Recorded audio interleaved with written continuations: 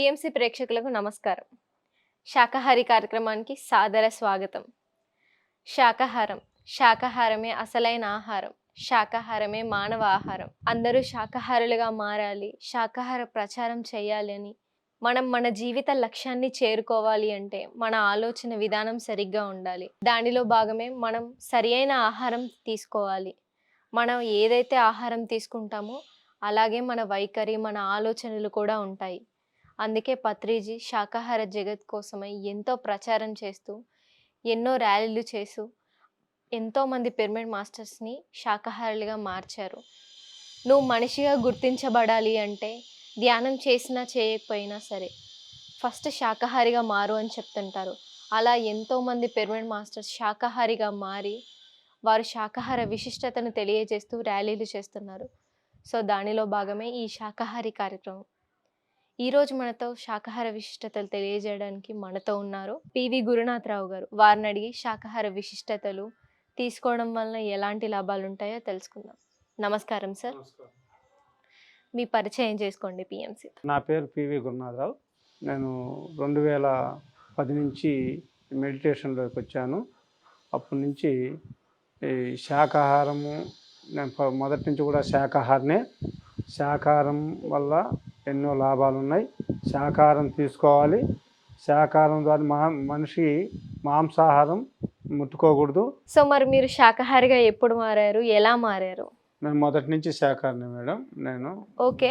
శాకాహారం. శాకాహారులు అంటే ఇంట్లో తినకపోయే వాళ్ళ, లేదంటే కుటుంబం మొత్తం శాకాహారి కుటుంబమేనా? కుటుంబం మొత్తం శాకాహారి కుటుంబం మేడం. ఓకే, అది ఇంకా చాలా బాగుంటుంది. అంటే మీరు శాకాహారులు అని చెప్తున్నారు, చిన్నప్పటి నుంచి బాగుంది. సో మరి ఫ్రెండ్స్ కానీ లేదంటే వేరే ఎవరైనా మనం జాబ్కి వెళ్ళినప్పుడు లేదంటే బయట దగ్గరికి వెళ్ళినప్పుడు శాకాహారులతో, మనకు మాంసాహారులతో కొంచెం ఫ్రెండ్షిప్ ఉంటుంది. సో అట్లాంటి టైంలో మీకు ఏమైనా ఇబ్బంది అనిపించేదా? మీ ఫీలింగ్ ఎలా ఉంటుండే? మాంసాహారులకు దూరంగా ఉంటాం మేడం. వాళ్ళు భోజనం చేసేటప్పుడు కానీ మన ఆహారం వేరు, వాళ్ళ ఆహారం వేరు. కొంతమంది బాక్సులు తెచ్చుకొని మాంసాహారం తింటున్నప్పుడు నాకు దాని స్మెల్ పడదు. పైగా వాళ్ళకు కూడా వద్దు మానుకోమని చెప్తున్నాను. శాకాహారం మంచిది. మాంసాహారం అనేది జంతువులకు సంబంధించింది. సృష్టిలో మానవుడికి ఎక్కడ కూడా మాంసాహారం తినమని చెప్పలేదు. శాకాహారమే. మనిషి యొక్క శరీరం కూడా శాకాహారానికి అనుకూలంగా ఉంటుంది కానీ మాంసాహారానికి అనుకూలంగా ఉండదు. మనిషిలో ప్రొడ్యూస్ అయ్యే ఎంజైమ్స్ కూడా శాకాహారానికి సంబంధించిందే కానీ మాంసాహారానికి సంబంధించింది కాదు. జంతువులలో సిట్రిక్ యాసిడ్ అనేది ప్రొడ్యూస్ అవుతుంది. ఆ జంతువులు మాత్రం ఆ మాంసం తింటే అరిగిపోతుంది ఆ సిట్రిక్ యాసిడ్ వల్ల. మనుషులు ఆ సిట్రిక్ యాసిడ్ అనేది లేదు. అది జంతువులకు సంబంధించిన జంతువులే తినాలి మాంసాహారం. సృష్టిలో మానవుడికి ఇచ్చినంత మేధస్సు మానవుడు శాకాహారంలో ఎన్ని రకాల పంటలు ఉన్నాయో అన్ని రకాలు పండించుకొని భూమి మీద తినమని మానవుడికి జ్ఞానం ఇచ్చిండు. ఆ విధంగా శాకాహారానికి సంబంధించి మనము ముఖ్యంగా ప్రచారం చేయాలి. ఎవరు కూడా మాంసాహారం తినకూడదు. పశుపక్షాదుల పట్ల దయా ప్రేమ కలిగి ఉండాలి. అటువంటిప్పుడు మాత్రమే ఈ సృష్టిలో జీవరాశి మనుగడ కొనసాగిస్తుంది. కానీ బాగుంది సార్, చాలా మంచి ఎక్స్ప్లెనేషన్ ఇచ్చారు. సో మరి అంటే మీరు ముందు నుంచి శాకాహారులుగా ఉన్నారు. సో మాంసాహారులతో తినేటప్పుడు దూరంగా ఉండేవారిని అని చెప్పారు. సో మరి మీ వైఖరి ఎలా ఉండేది, మీ ఆలోచన తీరు ఎలా ఉండేది, మాంసాహారం తినే వాళ్ళ ఆలోచన తీరు ఎలా ఉండేది? మీకేమన్నా వ్యత్యాసం కనిపించేదా? కనపడుతుంది మేడం. మంది శాకాహారం అనేది సాత్విక ఆహారము. ఆలోచనలు కూడా సాత్వికంగా ఉంటాయి. ఈ మాంసాహారుల ఆలోచన విధానం వేరుగా ఉంటుంది. అంటే శాకాహారుల మనసు సాత్వికంగా ఉంటుంది. మాంసాహారులు తినేవారు క్రూరమైన ఆలోచనలకు. ఇప్పుడు ఒక జీవిని చంపి తింటారు. ఆ జీవిని చంపి వాళ్ళకి ఎటువంటి దయా దాక్షిణ్యాలు ఉండవు. మనము జీవిని చంపేటప్పుడు చూడలేము. చాలామంది చూస్తే విలవిల్లాడిపోతుంటారు. ఎందుకంటే ఒక జీవిని మనకు చిన్నగా గిచ్చుతే చురుకని ఎంత విలవిల్లాడిపోతాము. మనం ఇంజెక్షన్ చేసేటప్పుడు కూడా మనిషి విలవిల్లాడిపోతాడు. శరీరానికి మరి చిన్న సూది అది అణువంత రంధ్రం చేసుకొని శరీరంలో పోతేనే మన బాగు కోసమే ఇంజెక్షన్ వేసుకునేది. దాన్నే మనం తట్టుకోలేము. అటువంటి పరిస్థితిలో ఒక జీవిని కత్తితో చంపటం అనేది చాలా ఘోరము, నేరం కూడా. ఓకే, చాలా మంచి ఎక్స్ప్లెనేషన్ అయితే ఇచ్చారు. సో మరి మీ కుటుంబం కూడా చిన్నప్పటి నుంచి బాగుంది అని అంటున్నారు. శాకాహారం తినడం వలన ఎట్లా ఉండేది కుటుంబంలో? శాకాహారం తినడం వల్ల మనుషులకు సాత్వికమైన ఆలోచనలు వస్తాయి. ఉద్రేకాలు ఉండవు. అంటే ఆవేశపడటము, శాకాహారములకు ఆలోచన సరళి ఉంటుంది, మాంసాలకు ఆవేశమైన సరళి ఉంటుంది. ఓకే. శాకాహారానికి మాంసానికి చాలా తేడా ఉంటుంది. శాకాహారి చెప్పేది పూర్తిగా విని మాట్లాడగలడు, మాంసాహారి ఆ విధంగా ఉండలేడు. మాంసాహారికి అంటే దాని యొక్క ఎఫెక్ట్, మాంసాహారికి సాత్విక ఆహారం కాదు అది. మాంసాహారికి శాకాహారికి చాలా తేడా ఉంటుంది. మాంసాహారికి క్రూరత్వం ఉంటుంది, ప్రేమ దయ జాలి కరుణ అనేవి శాకాహారికి ఉంటాయి. అంటే అందరికీ ఉండవని కాదు, కానీ చాలా తేడా ఉంటుంది శాకాహారికి మాంసాహారికి. జంతువుల పట్ల ప్రేమ దయ చూపాలి అని ఉంటుంది, వాళ్ళకు ఉండదు. ఒక కోడిని చూసినాకో దాన్ని మనం శాకాహారి ప్రేమిస్తాడు, ఒక జీవిని ప్రేమిస్తాడు, జింకను కానీ దేన్నైనా. మాంసాహారి ఆలోచన ఏముంటుంది, దీన్ని ఎప్పుడు తింటే బాగుండు, ఎప్పుడు దీన్ని అని ఉంటుంది. అవును. సో మంచిగా ఎక్స్ప్లెయిన్ చేస్తున్నారు, అంతా బాగుంది. చాలా మంచిగా, అంటే ఎందుకు తినకూడదు, ఎట్లా చూడాలనేది కూడా మీరు మంచిగా సరళంగా ఎక్స్ప్లెయిన్ చేసి చెప్తున్నారు, అంతా బాగుంది. సో మరి శాకాహార ర్యాలీలు, శాకాహార ప్రచారం చేస్తుంటారా మీరు? చేస్తాం మేడం. శాకాహారి ప్రతి ఒక్కరికి కనపడేళ్ళకు, ప్రతి ఒక్కరికి కూడా శాకాహారము తినండి, మాంసాహారం వద్దు. ఏ దేవత కూడా మిమ్మల్ని బలియమని కోరదు, ఏ జంతువు బలియమని ఏ దేవత కోరదు. ఇప్పుడు శాకాహారులందరూ నైవేద్యం సమర్పించుకుంటుంటే మనం తినే ఆహారాన్ని దేవుళ్ళకు సమర్పించి మనం భోంచేస్తాము. ఏ దేవత కూడా బలి కోరదు. ఇవన్నీ కూడా అభూత కల్పనలు. ఇవన్నీ మనం క్రియేట్ చేసుకున్నాయి. అంటే జంతువులను బలిచ్చి తినాలా అనేది, అంటే నీకు జంతువులను తినే అలవాటు ఉంది కాబట్టి నువ్వు దాన్ని దేవుడికి బలిచ్చి తినాలని అంటున్నావు. జంతువులను బలియమని ఏ దేవత కోడు, ఏ దేవుడు కోడు. వీళ్ళ ఉద్దేశం ఉంది, తినే వాళ్ళందరూ కలిసి ఈ విధంగా 2 పొట్టెలు కోయాలా, 3 పొట్టెలు కోయాలా, అందరికి పంచాలా అని. కానీ దాన్ని కోసేటప్పుడు దానిలో కొన్ని రసాయనాలు ఏర్పడతాయి. ఆ రసాయనాలన్నీ కూడా ఆ మాంసంలో ఉండిపోతాయి. ఆ మాంసాలను వీళ్ళు భుజించినప్పుడు దాని యొక్క ఎఫెక్ట్ వీళ్ళకు కూడా కొడుతుంది. పైగా మాంసాహారానికి సంబంధించింది మానవ శరీరం, మాంసాహారం ఎక్కడ తినమని లేదు. దాంట్లో ప్రొడ్యూస్ అయ్యే ఎంజైమ్స్ కూడా మాంసాహారానికి సంబంధించి ఒక శాకాహారానికి సంబంధించినవే. మాంసాహారం బలము, ఇవన్నీ మూఢనమ్మకాలు. మాంసాహారము శాకాహారమే మంచి బలము, ఆరోగ్యానికి మంచిది. మానవుని యొక్క మేధాశక్తి పనిచేయాలని కానీ శాకాహారులకే మేధాశక్తి పనిచేస్తే మాంసాహారులకు అంత పని చేయదు. ప్రకటనలు మీవి, ప్రచారాలు మావి, జీవితంలోని వెలుగులందరివి. పిఎంసి తెలుగు ఛానల్లో మీ యాడ్స్ కోసం సంప్రదించవలసిన ఫోన్ నంబర్స్. సో మరి చిన్నప్పటి నుంచి వెజిటేరియన్స్ అంటున్నారు, బాగుంది. ఈ పిఎస్ఎస్ఎంలోకి వచ్చాక పత్రిజీ గారు ఏం చెప్తారంటే నో గార్లిక్ అని చెప్తారు, వెల్లుల్లిపాయ కూడా మానేయండి, అది రాక్షసాహారం అని చెప్తారు. సో మరి మీరు మానేశారా, మీకు మానేయాలి అని అన్నప్పుడు ఏమనిపించింది? వెల్లుల్లిపాయ మేడం, నా వరకైతే నేను ఆహారం వెజ్లో ఏది లేకుండా తినగలను, ఏదున్నా శాకాహారంలో ఏదున్నా తినగలను. నాకు ఫలాని అనేది లేదు, నాలిక మీద రుచి అనేది అవసరం లేదు. కాకుంటే మనం తీసుకునే ఆహారం పౌష్టికాహారమా కాదా, అంతేగాని మేడం దాని గురించి ఉల్లిపాయ తినకూడదు, ఎల్లిపాయ తినకూడదు, తినకుండా ఉండగలను మేడం. సో మరి మీరు మీ వరకు ఓకే, కుటుంబంలో ఏమైనా అన్నారా మానేయాలి, వద్దు తినవద్దు అని అన్నప్పుడు? కుటుంబంలో మేడం తెల్లబాయకి ఏముంది, తెల్లబాయ తినొచ్చు, అన్నీ లేకుంటే శాకాహారమే కదా తెల్లబాయ తినకుంటే దాంట్లో టేస్ట్ ఏముంది, ఆరోగ్యానికి మంచిది, ఉల్లి తల్లి లాంటిది అని వాళ్ళ భాషలో వాళ్ళు చెప్తారు మేడం. ఓకే, మొత్తానికైతే మీరైతే పూర్తిగా అన్ని మానేశారు, శుద్ధ సాత్విక ఆహారం తీసుకుంటున్నారు. సో మరి మాంసాహారం అనేది ఎందుకు తీసుకోకూడదు, నష్టాలు ఏముంటాయి అసలు తీసుకోవడం వల్ల? మాంసాహారం ఫస్ట్ నష్టము అని కాదు మేడం. మాంసాహారము ఒక జంతువును చంపి తినటం అనేది అనాగరిక చర్య. ఒక జంతువును దాన్ని కోసేటప్పుడు చూస్తే విలవిల్లాడిపోతుంటుంది. అది మన ప్రాణం ఎంతో జంతువుల ప్రాణం కూడా ఉంటాయి. పశువుల ప్రాణాలు, పక్షుల ప్రాణాలు కూడా మనలాంటి ప్రాణులే. ఇటువంటి ప్రాణులను చంపడం అనేది, వధించడం అనేది చాలా నేరం, ఘోరం, ప్రకృతి విరుద్ధమైన చర్యలు. అయితే జంతువును వేటాడి తింటుందంటే సృష్టిలో అట్లా పెట్టిండు. జంతువులకు పంటలు పండించుకొని తెలియదు, జంతువులకు టెక్నాలజీ లేదు, నాలెడ్జీ లేదు. భగవంతుడు వాటికి వేటాడి తినటం మాత్రం పెట్టిండు సృష్టిలో. వాటికు తిన్న మాంసాన్ని అరాయించుకోవటానికి సిట్రిక్ యాసిడ్ అనే ఒక దాంట్లో పదార్థం పెట్టిండు. సిట్రిక్ యాసిడ్ దాంట్లో ప్రొడ్యూస్ అవుతుంది జంతువులకు, మనుషులకు కాదు. అందుకని మనుషులు తినకూడదు మాంసం. పైగా హింసా ప్రవృత్తి పెరిగిపోతుంది. జంతువులను చంపినోడు మనుషులను కూడా చంపడానికి వాడు సిద్ధపడతాడు. ఆ జంతువులను క్రూరత్వం అనేది ఉంటుంది. క్రూరత్వం ఉంటుంది, మనిషిలో క్రూరత్వం ఉంటుంది మేడం. ఓకే సార్, నిజంగా బాగా చెప్పారు. ఎందుకంటే జంతువులకి మనంత తెలివితేటలు ఉండవు, ఆ మైండ్ అనేది ఉండదు. కాబట్టి అవి ఒక జీవి మీద ఒకటి ఆధారపడతాయి. కాకపోతే మనకు అలా కాదు. చాలా పంటలు ఉన్నాయి మనం తినడానికి. ఎన్నో రకాల వందల వేల రకాల కూరగాయలు ఉన్నాయి. సో మంచి ఎక్స్ప్లెనేషన్ ఇచ్చారు. ఓకే, నాన్ వెజ్ మానేయాలి అనే దాని గురించి మంచి ఎక్స్ప్లెనేషన్ ఇచ్చారు. సో మరి వెజ్జే ఎందుకు తినాలి? తినడం వల్ల మనకి ఎలాంటి ఉపయోగాలు ఉంటాయి? వెజ్ అంటే మేడం ఇప్పుడు ఆకుకూరలు ఇచ్చిండ్రు, కాయగూరలు ఇచ్చిండ్రు, ఈ ధాన్యాలు, తృణధాన్యాలు ఇచ్చిండ్రు, వరి, గోధుమ, జొన్న, మొక్కజొన్న, కొర్రలు, ఇటువంటివన్నీ ఇచ్చాడు మేడం. ఇవన్నీ కూడా పౌష్టికాహారము. అంటే మానవ శరీరానికి సంబంధించిన మాంసకృతులు, పిండి పదార్థాలు, ఇవన్నీ విటమిన్స్ అన్నీ శాకాహారంలో ఉన్నవి. చిక్కుడుగాయలు ఉన్నాయి, చిక్కుడుగాయలో మాంసకృతులు ఉన్నాయి. వీటన్నిటిని తినటం వల్ల మానవుని యొక్క శరీరం ఆరోగ్యంగా ఉంటుంది. తర్వాత ఫైబర్ ఉంటుంది, పీచు పదార్థం ఆకుకూరల్లో వాటిల్లో. ఈ ఫైబర్ తినటం వల్ల కూడా జీర్ణశక్తి, జీర్ణక్రియ బాగా పనిచేస్తుంది.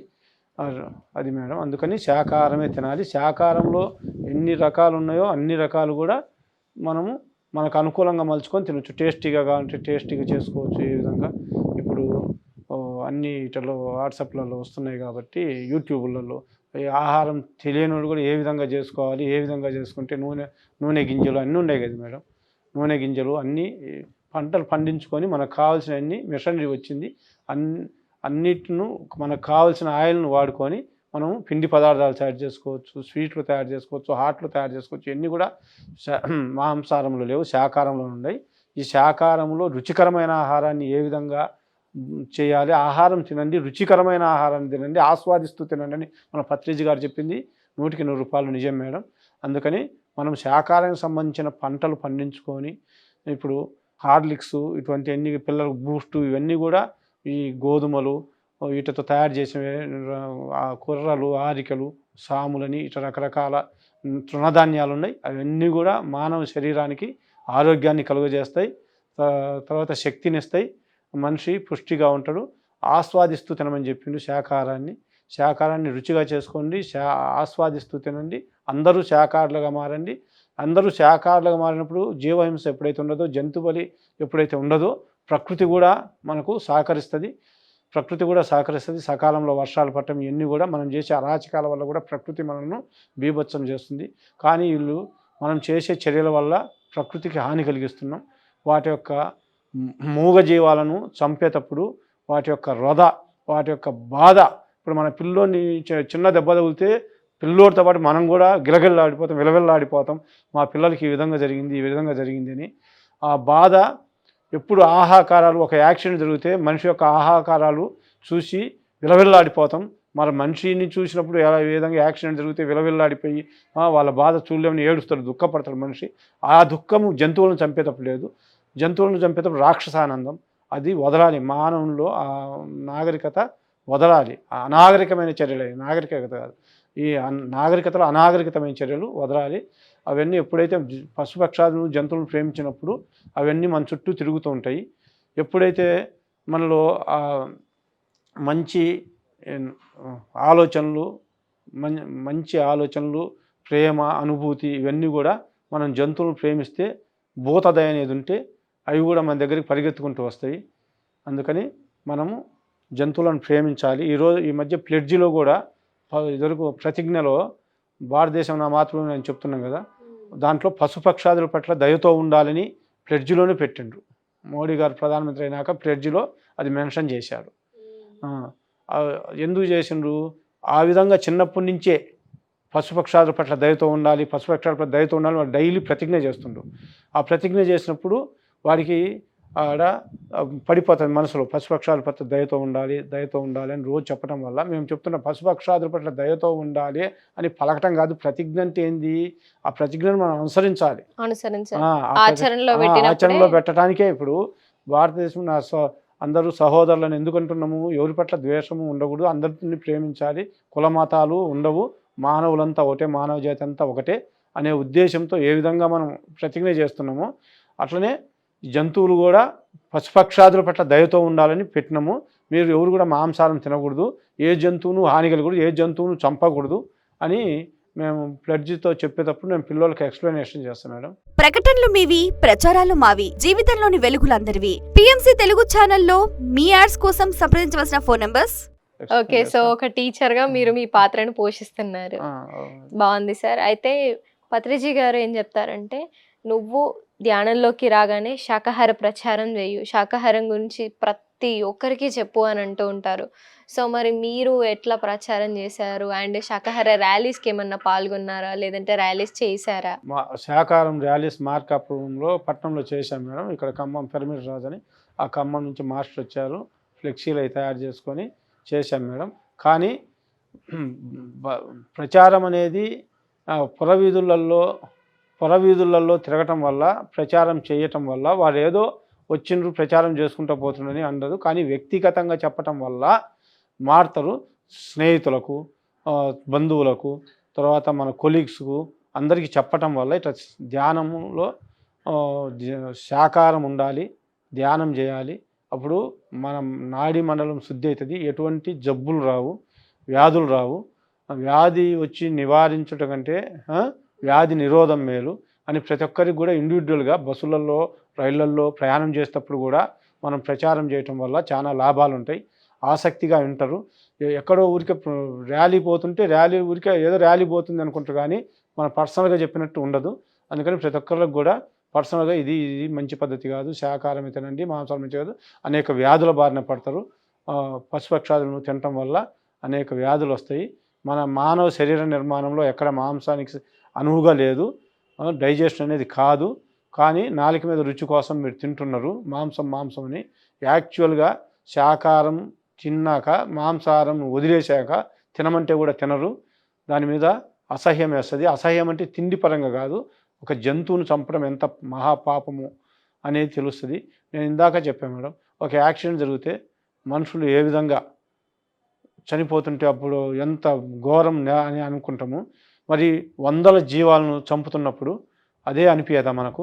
అది అనిపించదా? ఒక ట్రైన్ యాక్సిడెంట్ జరిగి 100 మంది చచ్చిపోయినారు అంటే, కోరమండల్ ఎక్స్ప్రెస్ ట్రైన్ యాక్సిడెంట్ జరిగినప్పుడు 100 మంది ఆహాకారాలు విన్నాము, ఎంత ఘోరము అన్నారు.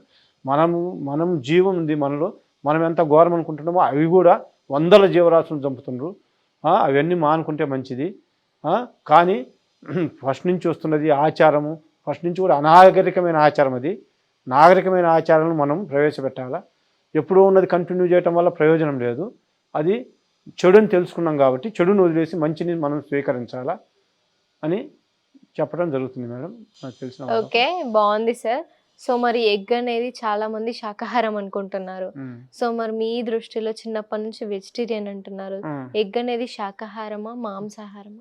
ఎగ్ అనేది కూడా నా దృష్టిలో మాంసాహారమే మేడం, శాకాహారం కాదు. కాకుంటే నేను కూడా చిన్నప్పుడు ఎగ్గు తిన్నాను, ఎందుకంటే నాకు తెలియదు. ఎలా అంటారు శాకాహారం? చాలా మందికి డౌట్ ఉంది అది. శాకాహారం కాదు మేడం, మాంసాహారమేనా. ఎందుకంటే మేడం, నాకు తెలిసిన పరిధిలో, నాకున్న పరిజ్ఞానంలో, ఇప్పుడు ఆ కోడి గుడ్డే కదా కోడి పిల్లగా తయారయ్యేది. అంటే కోడి గుడ్డులో జీవం ఉంది కదా, అదేగా కోడిగా తయారవుతుందిగా. పెద్ద అయితేనేమో దాన్ని మాంసం అంటాము, లేకపోతే అది పిండం మేడం. కోడి గుడ్డు అనేది ఇప్పుడు తల్లి గర్భంలో పిండము, ఆ అవయవాలు ఏర్పడక ముందు పిండం ఏ విధంగా ఉంటుందో, ఆ పిండానికి నెలలు జరిగే కొద్ది మాతృగర్భంలో శిశువుగా రూపొందుతాడు. ఇప్పుడు ఆ పిండాన్ని భ్రూణహత్యలు అంటారు మేడం. కొంతమంది అబార్షన్ చేయించుకుంటారు, అది కూడా భ్రూణహత్య అంటారు. ఎందుకంటున్నారు? వాడు ఉంటే జీవం పోసుకునేవాడు కదా, శిశువుగా జన్మించేవాడు కదా. ఇప్పుడు ఈ కోడిగుడ్డు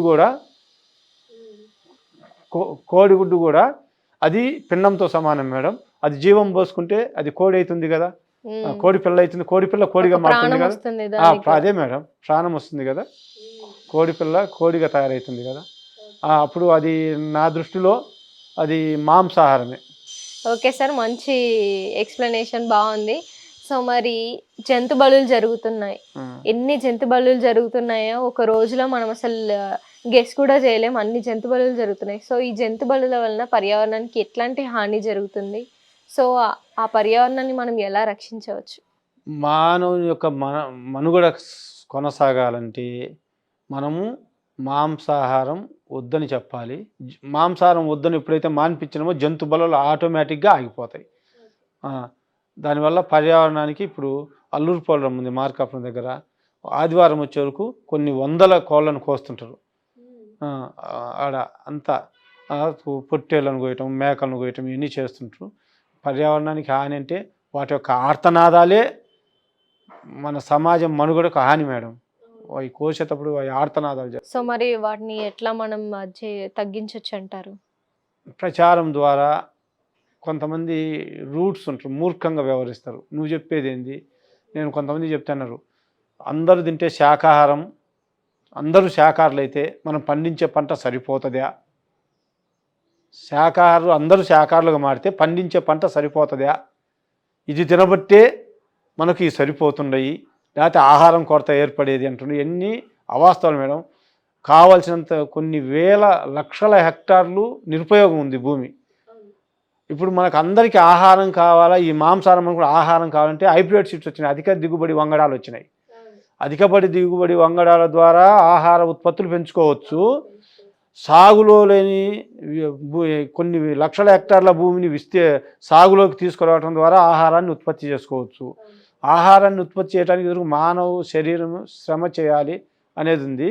ఇప్పుడు మిషనరీస్ వచ్చినాయి, ఎంతలావు రాతి భూములైనా చదును చేసి పంటలు పండించడానికి ఆస్కారం ఉంది మేడం. సరిగ్గా చేసుకుంటే మనం ఏదైనా చేయగలుగుతాము. ప్రచారంతో మన ఆలోచన తీరు సరిగ్గా ఉంటే మనం ఏదైనా మార్చొచ్చు అంటారు. ఆ ఆలోచన తీరుకి శాకాహారం కావాలి. సో మీరు చిన్నప్పటి నుంచి శాకాహారిగా ఉండడం అండ్ ఇంత మంచి ప్రచారం చేయడం చాలా అద్భుతమైన విషయం. మాకు ఇంత మంచి చక్కటి ఎక్స్ప్లెనేషన్ ఇచ్చినందుకు థ్యాంక్ యూ సార్. ధన్యవాదాలు. చూశారు కదండి, గురునాథరావు గారు చిన్నప్పటి నుంచే శాకాహారిగా ఉంటూ ఎంతో మంచి ప్రచారం చేస్తూ ఒక టీచర్గా తన వృత్తి తాను చేసుకుంటూ కూడా పిల్లలకి ఎలా ఉండాలి, ప్రతిజ్ఞ అంటే ఆచరణలో పెట్టాలి, పశుపాదులన్నింటినీ మనం దయతో కరుణతో చూడాలి, జంతు బలులు ఆపాలి అంటూ చాలా చక్కటి విషయాన్ని మనకు తెలియజేశారు. ఇలాంటి విషయాలు ఇంకా ఎన్నో మనం ఈ శాకాహారి కార్యక్రమంలో తెలుసుకుందాం. మరొక కార్యక్రమంలో మళ్ళీ కలుద్దాం. అంతవరకు చూస్తూనే ఉండండి PMC.